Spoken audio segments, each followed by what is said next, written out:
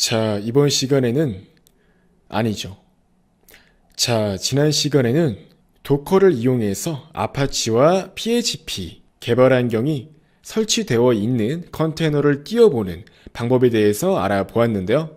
자, 이번 시간에는 도커를 이용해서 하나의 MySQL 데이터베이스가 포함되어 있는 컨테이너를 만들어보는 시간을 가져보도록 할게요. 따라서 이렇게 하나의 터미널을 새롭게 만들어 주시고요.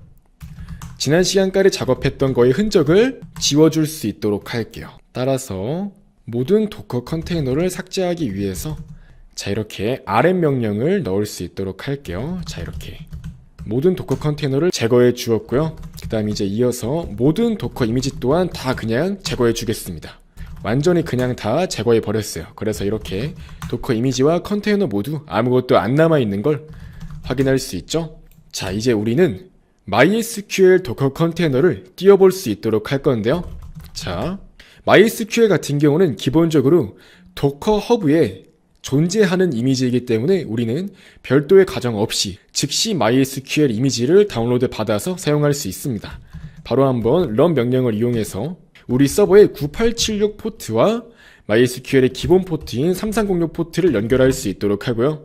그 다음 이제 환경 변수로 MySQL 루트 패스워드를 그냥 간단하게 패스워드로 설정하겠습니다. 즉 MySQL의 비밀번호를 패스워드로 그냥 설정을 해준 거고요.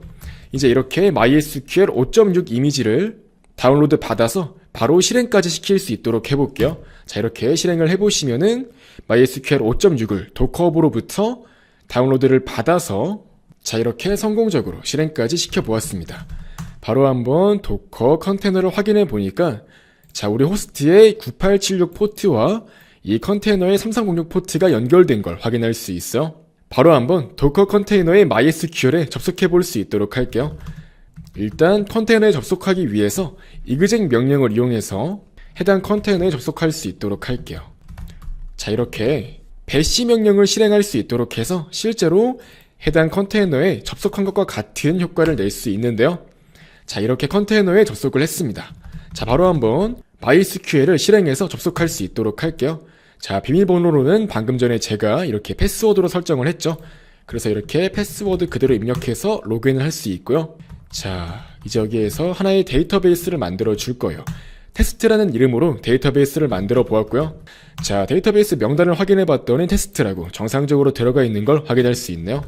자, 이렇게 이식 명령으로 바깥쪽으로 나가 줄게요. 자, 이제 이렇게 다시 호스트로 돌아왔습니다. 자, 다시 도커 컨테이너로 확인해 주시고요. 이제 우리는 이 컨테이너 안에 설치가 되어 있는 MySQL에 접속을 할 거니까요. inspect 명령으로 도커 컨테이너의 세부 정보를 확인할 수 있도록 해볼게요. 자, 이렇게 해당 컨테이너의 정보를 확인해 보았더니 자, 이렇게 아래쪽에서 IP 주소를 확인할 수 있는데요. IP 주소가 172.17.0.2라고 나오고 있네요. 이제 여기에 접속할 수가 있는 겁니다. 그래서 이렇게 컨테이너 IP를 이용해서 접속을 할 때는 MySQL을 이용해서 접속을 할 수가 있는데요. 자, 172.17.0.2로 바로 한번 접속을 해보도록 하겠습니다. 그 다음 이와 같이 포트로 3306을 넣어주면 되겠죠? 자, 그랬더니 네, 생각을 해보니까 제가 현재 AWS EC2 인스턴스에 MySQL을 안 깔았어요. 따라서 바로 한번 MySQL 클라이언트를 설치한 다음에 다시 진행할 수 있도록 할게요.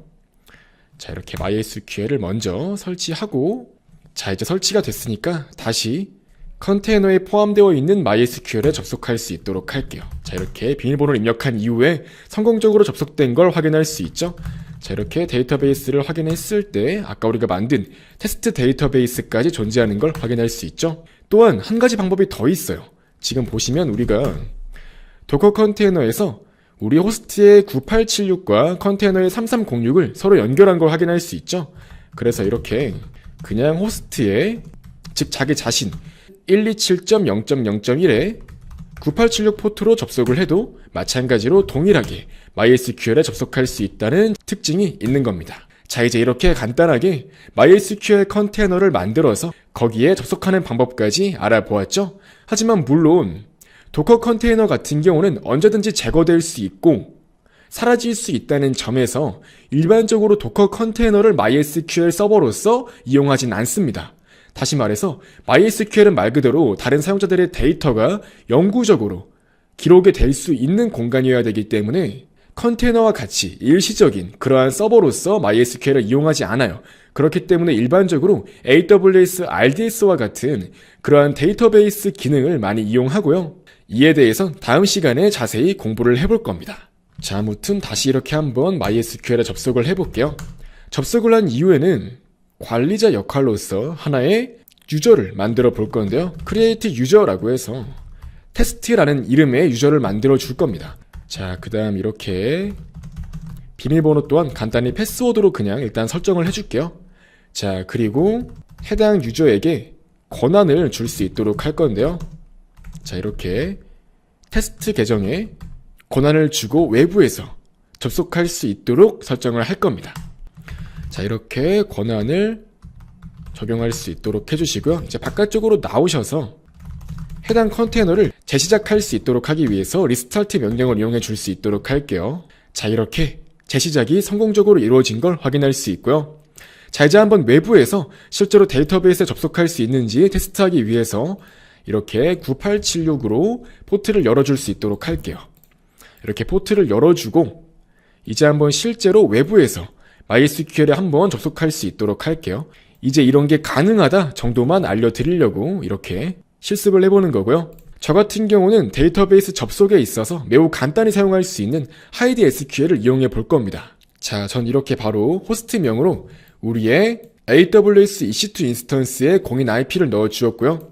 사용자는 아까 전에 제가 만들어 주었던 테스트 유저로서 비밀번호 또한 패스워드로 설정해서 접속할 수 있도록 할게요. 접속을 했더니 자, 접속이 안 되죠? 제가 실수했어요. 제가 호스트 서버에서의 포트 번호를 9876으로 설정했는데 지금 이렇게 3306으로 접속을 하려고 했네요. 이거는 제가 실수한 겁니다. 접속에 실패할 때 아주 오랜 시간 동안 이렇게 대기를 해야 된다는 단점이 있어요. 자, 다시 이렇게 포트 번호를 정상적으로 바꾸어서 접속을 해보도록 할게요. 자, 그랬더니 성공적으로 접속이 이루어진 걸 확인할 수 있고요. 다양한 쿼리를 날려서 테스트를 진행할 수 있습니다. 자, 전 이렇게 select version이라고 해서 현재 MySQL의 버전을 출력할 수 있도록 해보았고요. 5.6이라고 정상적으로 출력되는 걸 확인할 수 있었네요. 이상으로 이번 시간에는 실제로 도커 MySQL 이미지를 이용해서 MySQL 컨테이너를 띄워보는 실습을 진행해보는 시간을 가져보았습니다. 다음 시간에는 먼저 PHP와 MySQL을 연동해보는 방법에 대해서 알아보도록 할게요.